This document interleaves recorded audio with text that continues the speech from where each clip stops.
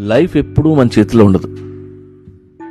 మనం చెప్పినట్టు విందు పట్టుకుందాం అంటే జారిపోద్ది.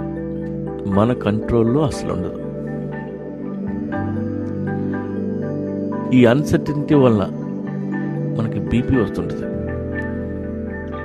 కానీ కొన్ని పనులు చేస్తే మన జీవితం కొంత మన కంట్రోల్లో ఉంటుంది. కొంచెం పట్టు సంపాదించవచ్చు. నేను చెప్పేది డిసిప్లిన్డ్ పీపుల్కి 80% జీవితం వాళ్ళ చేతుల్లోనే ఉంటుంది. మిగిలిన 20% దేవుడి దయ.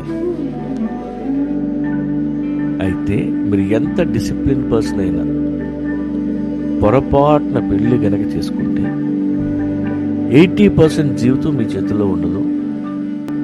మిగిలిన 20% కూడా మీ ఆవిడ చేతుల్లోనో లేదా మూడు చేతుల్లోనో ఉంటుంది.